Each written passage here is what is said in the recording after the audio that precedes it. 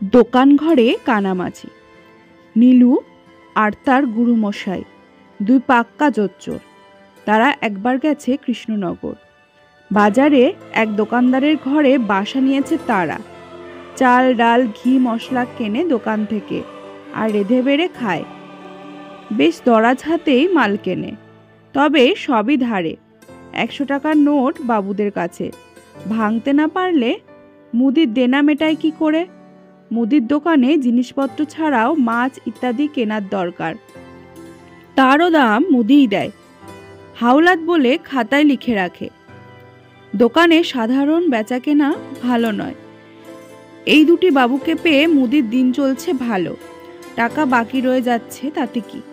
একসঙ্গে অনেকগুলো টাকা পাওয়া যাবে, সে তো ভালোই। অবশেষে মুদির একদিন টাকার দরকার হলো। সে এসে বললে, বাবুরা, আজ 100 টাকার নোটখানা ভাঙিয়ে ফেলুন, আমার টাকার দরকার। যদি নিজেরা ভাঙাতে না পারেন চলুন আমার সঙ্গে, আমি গিয়ে মহাজনদের দোকান থেকে ভাঙিয়ে দেব। নীলুরা প্রমাদ গণলে, এই বুঝি চালাকি ধরা পড়ে যায়। তাড়াতাড়ি বললেন, না না, দোকান ফেলে তোমায় কেন যেতে হবে? আমরা দুনিয়া চড়িয়ে বেড়াচ্ছি, একখানা নোট আর ভাঙাতে পারবো না? এই বলে দুজনে বেরিয়ে গেল। কাপড় জামা সুতো ব্যাগ দুটি দোকানে রেখে যেতে হলো। তা যদি সঙ্গে নিয়ে যাওয়া চলতো তাহলে কি আর তারা ফেরে? ব্যাগের জন্য নীলুদের আবার ফিরতে হলো দোকানে। মোদি জিজ্ঞাসা করলেন, নোট ভাঙিয়েছেন? উত্তর হলো, হ্যাঁ। তোমার হিসাব দাও দেখি। জিনিসের দাম 11 টাকা 12 আনা, আর হাওলাত নিয়েছেন 18 টাকা। একুনে হলো 29 টাকা 12 আনা।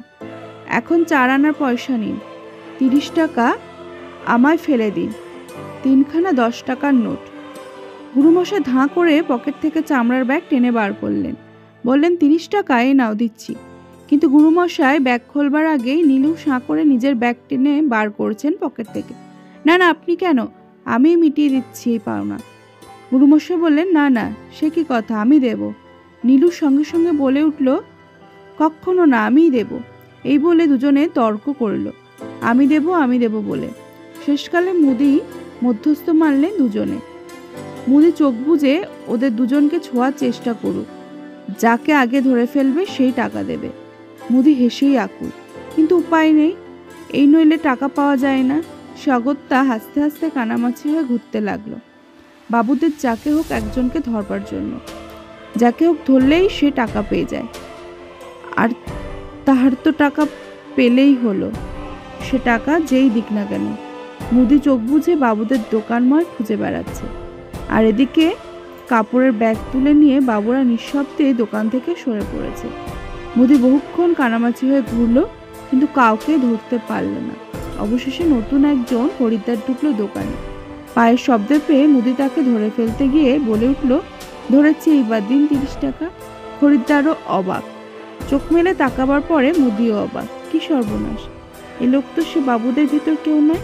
সে বাবুরা গেল কোথায়? তাদের ব্যাগটাও তো নেই।